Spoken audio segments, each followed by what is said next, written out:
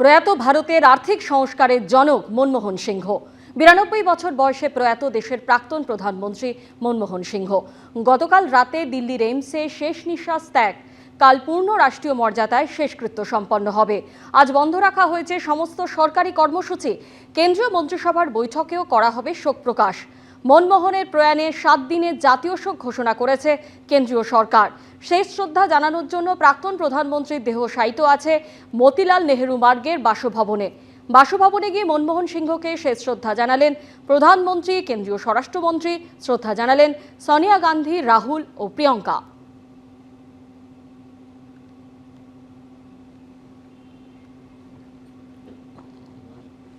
पूर्व प्रधानमंत्री डॉक्टर मनमोहन सिंह जी के निधन ने हम सभी के हृदय को गहरी पीड़ा पहुंचाई है।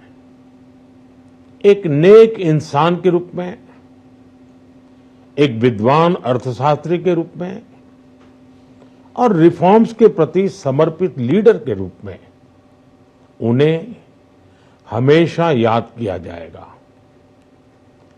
एक अर्थशास्त्री के रूप में उन्होंने अलग अलग स्तर पर भारत सरकार में अनेक सेवाएं दी।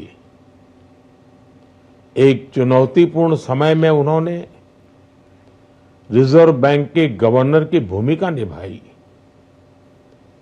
पूर्व प्रधानमंत्री, भारत रत्न श्री पीवी नरसिम्हा राव जी की सरकार के वित्त मंत्री रहते हुए उन्होंने वित्तीय संकट से घिरे देश को।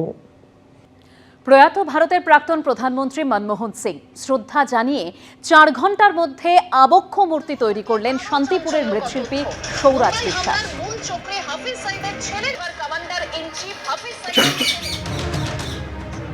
ভারতের প্রাক্তন প্রধানমন্ত্রী মনমোহন সিংয়ের মৃত্যুর কয়েক ঘন্টার মধ্যেই শান্তিপুরের শ্যামবাজারের তরুণ শিল্পী বছর 33-এর এই মৃৎশিল্পী একতাল মাটি নিয়ে মনমোহন সিংয়ের আবক্ষ মূর্তি তৈরি করে ফেললেন কয়েক ঘন্টার মধ্যে।